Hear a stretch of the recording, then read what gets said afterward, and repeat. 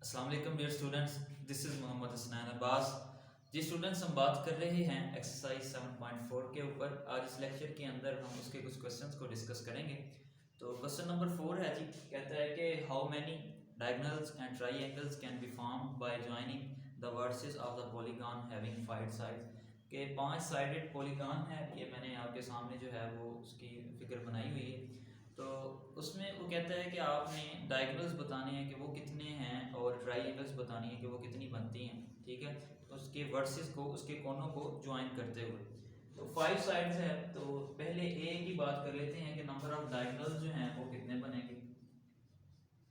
Number of diagonals student बहुत ही आसान जो है ये क्वेश्चन है।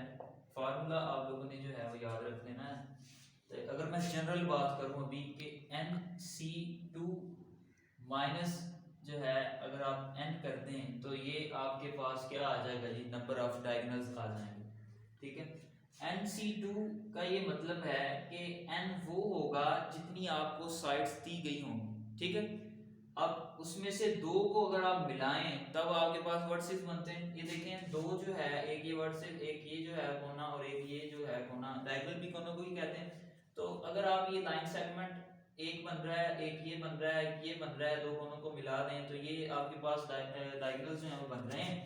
तो आपके पास ने 5 साइड्स दी हुई हैं, n की जगह पे वो जो है वो पुट कर दें और आपके पास जो आंसर आएगा वो नंबर ऑफ डायगोनल्स हो जाएंगे। नंबर ऑफ डायगोनल्स हैं तो देखें ये 5C2 हो जाएगा माइनस 5 हो जाएगा। 5C2 है तो ये 5 फैक्टोरियल ओवर 2 फैक्टोरियल आएगा और ये आपके पास क्या आ जाएगा 3 फैक्टोरियल माइनस 5। तो ये नेक्स्ट आप इसे अगर सॉल्व करें तो ये आपके पास 5 4 और 3 फैक्टोरियल और नीचे जो है वो 2 1 और ये आपके पास 3 फैक्टोरियल आ जाएगा। 5 4 बार 20 है, तो ये 20 ओवर क्या है जी 2 है, तो ये -5। तो ये अगर आप देखें तो 10 -5, तो ये क्या हो जाएगा जी 5 आपके पास आंसर आ जाएगा। नंबर ऑफ डायगोनल्स इसमें कितने होंगे 5 नंबर ऑफ डायगोनल्स हो जाएंगे। फिर इसके बाद नंबर ऑफ ट्राइएंगल्स आ जाएंगे। नंबर ऑफ ट्राइएंगल्स आप जानते हैं कि 3 वर्सेस हों तो ट्राइएंगल बनती है, 3 कोनों वाली। तो इसके लिए फार्मूला होगा NC3। ठीक है, आपके पास साइड्स जो हैं वो 5 हैं, उसमें से आपने 3 को जो है वो मिलाना है। तो ये 5C3 क्या हो जाएगा 5 फैक्टोरियल ओवर 3 फैक्टोरियल और 5, तो ये आपके पास क्या आ जाएगा 2 फैक्टोरियल आ जाएगा। 5 फैक्टोरियल ओवर 3 फैक्टोरियल 2 फैक्टोरियल है तो ये बन रहा है, तो हमारे पास आंसर क्या आ जाएगा 10 आ जाएगा डायरेक्टली। तो इसमें 10 जो है वो नंबर ऑफ ट्राइएंगल्स होंगी और डायगोनल्स कितने होंगे जी 5 नंबर ऑफ डायगोनल्स होंगे। अगर आपके पास उसने नेक्स्ट पार्ट दिया हुआ है 8 साइड वाला, तो यहाँ पे 8C2 कर लें और यहाँ पे -8 कर लें और यहाँ पे 8C3 कर लें। और फिर जो है आपके पास उसने दिया हुआ है 12 वाला, 12 साइड्स हैं उसने दी हुई, 12 साइड पॉलीगॉन है। तो यहाँ पे n की जगह पे 12 कर लें, 12C2 -12 हो जाएगा और यहाँ पे 12C3 हो जाएगा। जो आंसर आएगा उतनी ही ट्राइएंगल्स होंगी और उतनी ही डायगोनल्स होंगी। अब इसके बाद आपके दूसरे जो है क्वेश्चन नंबर 5 के ऊपर बात करते हैं। जी स्टूडेंट्स, क्वेश्चन नंबर 5 है, इसमें वो कहता है the members of a club are 12 boys. एक क्लब है, उसके मेंबर्स जो हैं जिसमें 12 जो हैं लड़के हैं और 8 लड़कियां, 8 girls. In how many ways can a committee of 3 boys and 2 girls can be form जो है आपने कितनी जो है वो कमेटी कहता है कि बन सकती हैं। इसमें से आपने 3 जो हैं वो लड़के लेने हैं और 2 जो हैं वो लड़कियां, इन दोनों को इकट्ठा करके आपने क्या करना है जी कमेटी बनानी है। तो मैंने आपको फर्स्ट काउंटिंग प्रिंसिपल भी करवाया था, उसमें ये था कि अगर आपके पास एक काम P मेथड से हो रहा है और दूसरा जो है वो Q मेथड से हो रहा है, तो अगर आपने टोटल नंबर ऑफ वेज निकालने हैं तो आप ऐसा करेंगे कि P को Q के साथ मल्टीप्लाई करवा देंगे तो आपके पास क्या आ जाएगा आंसर आ जाएगा, टोटल नंबर ऑफ वेज आ जाएंगे। तो टोटल बॉयज़ जो हैं वो 12 हैं, वो कहता है 12 में से आपने 3 लेने हैं और टोटल लड़कियां जो हैं वो 8 हैं, 8 में से आपने 2 लड़कियां जो हैं वो लेनी हैं। ठीक है, इन दोनों को आपने मिला के क्या बनानी है कमेटी बनानी है। तो मैं ऐसा करूंगा, पहले बॉयज़ की जो है वो कम्बिनेशन निकालूंगा, फिर बाद में गर्ल्स का कम्बिनेशन निकालूंगा और दोनों को बाद में मल्टीप्लाई करवा दूंगा और आपके पास क्या आ जाएगा उनकी अरेंजमेंट्स, उनकी कमेटीज जो है वो बन सकती है 5% की। तो यहाँ पे हम लिखेंगे 3 boys can be selected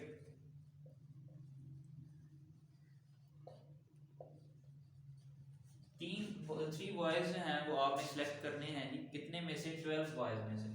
3 boys can be selected from 12 boys, तो ये 12 टोटल थे सी, तो यहाँ पे 3 आपने जो है 12 से 3 करना है, तो ये 12 फैक्टोरियल आ जाएगा ओवर 3 फैक्टोरियल आ जाएगा, और 12 में से 3 तो ये 9 फैक्टोरियल आ जाएगा। 12 फैक्टोरियल ओवर 3 फैक्टोरियल जो है इसको मल्टीप्लाई किया हुआ इसने 9 फैक्टोरियल के साथ, तो इसका 9 फैक्टोरियल ओवर 3 फैक्टोरियल, तो ये 9 फैक्टोरियल है, तो ये इसके साथ कैंसिल हो जाएगा जी। तो नेक्स्ट जो है अगर आप 12 को 11 के साथ और इसको 10 के साथ ओवर 3 फैक्टोरियल इसके साथ मल्टीप्लाई करवा दें या डिवाइड करवा दें, तो आपके पास आंसर आता है जी 220। फिर इसके बाद हमने बॉयज की बात कर ली, गर्ल्स के ऊपर बात करते हैं कि 2 girls can be selected from 8 girl, 2 लड़कियां जो हैं वो आपने सिलेक्ट करनी है कितने में से? 8 में से। तो ये आपके पास 8 फैक्टोरियल ओवर 2 फैक्टोरियल आ जाएगा और साथ 6 फैक्टोरियल आ जाएगा, तो 8 फैक्टोरियल ओवर 2 फैक्टोरियल 6 फैक्टोरियल, इसका आंसर आता है जी आपकी 28 जो है वो आंसर आ जाएगा अगर आप ये सॉल्व करेंगे। तो नेक्स्ट अब आपने क्या करना है जी, टोटल जो है वो नंबर ऑफ यानी कि टोटल कमेटी जो बतानी है कि आप 5% कितनी बनती हैं, टोटल कमेटी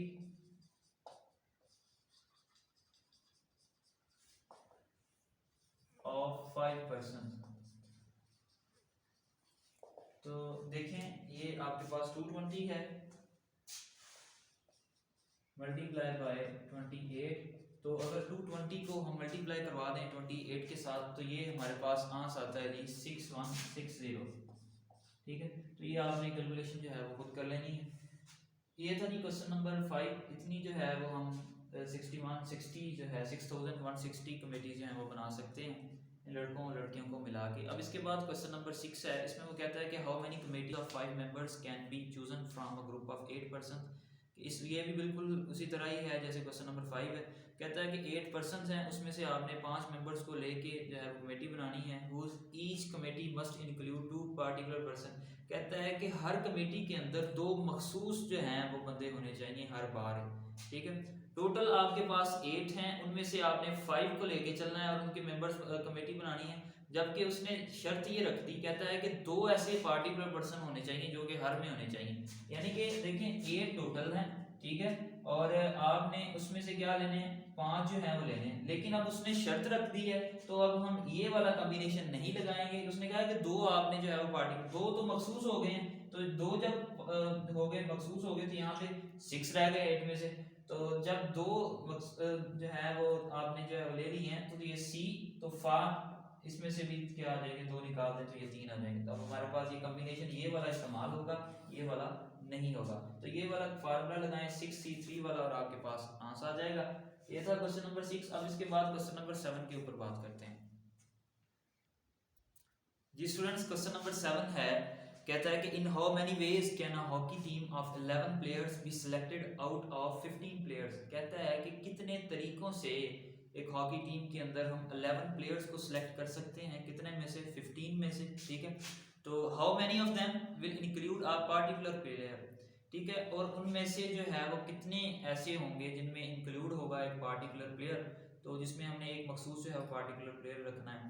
तो पार्टिकुलर प्लेयर जब जो है वो उसकी बाद में बात होंगे, पहले जो है पहला पार्ट जो उसने दिया हुआ है, कहता है in how many ways can a hockey team of 11 players can be selected out of 15 में से 11 जो है वो हमने सेलेक्ट करने हैं, कितने जो है वो हम तरीकों से जो है वो कर सकते हैं।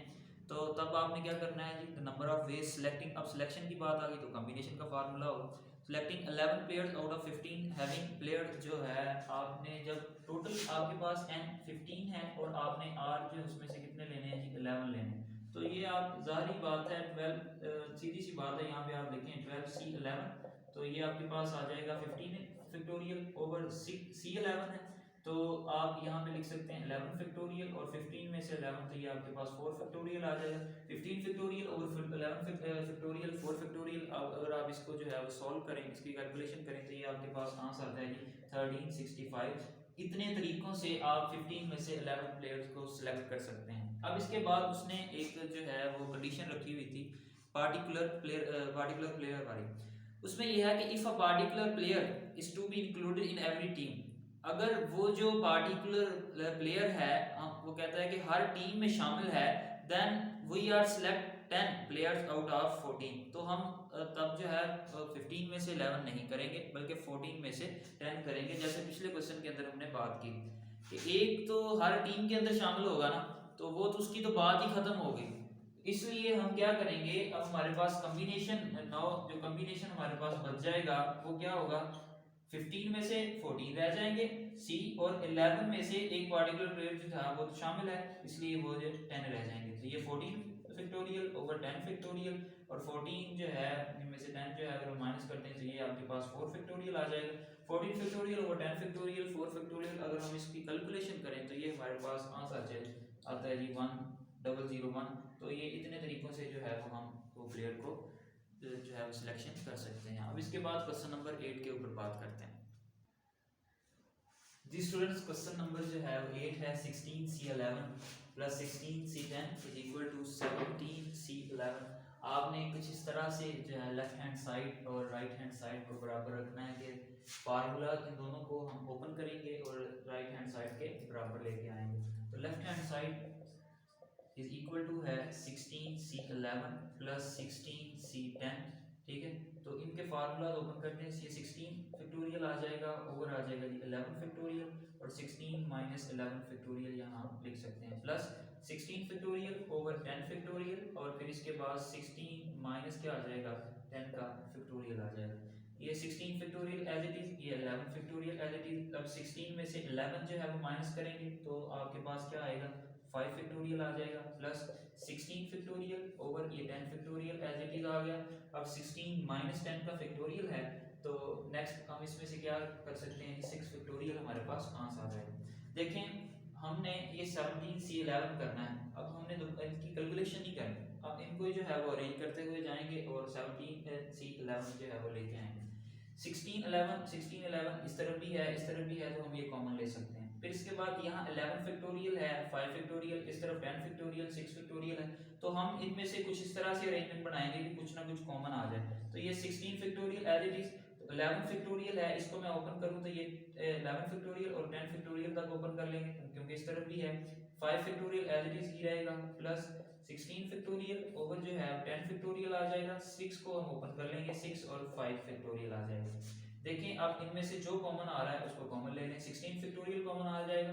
फिर इसके बाद अब यहाँ पे 10 फैक्टोरियल कॉमन आ रहा है और फिर 5 फैक्टोरियल कॉमन आ रहा है, ये हमने कॉमन ले लिया। अब यहाँ पे 1 ओवर 1 तो रह गया जी, 11 रह गया, फिर इसके बाद प्लस 1 ओवर 6 रह गया, ठीक है। अब नेक्स्ट इसके ऊपर बात करते हैं 16 फैक्टोरियल, ये जो था ये एज इट इज ही आ जाएगा, ठीक है। 16 फैक्टोरियल ओवर 10 फैक्टोरियल और 5 फैक्टोरियल।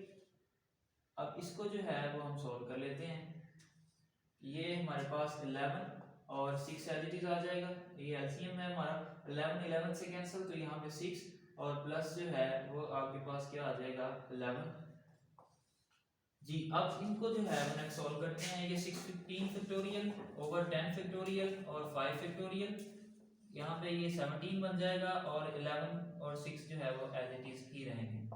इनको जी बाहर ले आए, 17 और 16 फैक्टोरियल लिख सकते हैं, 11 और 10 फैक्टोरियल लिख सकता हूँ, और फिर इसके बाद 6 और 5 फैक्टोरियल लिख सकता हूँ। यहाँ पे 17 फैक्टोरियल आ जाएगा, यहाँ पे 11 फैक्टोरियल आ जाएगा, और ये आपके पास क्या बन जाएगा 6 फैक्टोरियल। अब इसको मैंने फार्मूला बनाना है, तो ये आपके पास यहाँ पे 17 फैक्टोरियल n है, तो ये एज इट इज 17 बन गया।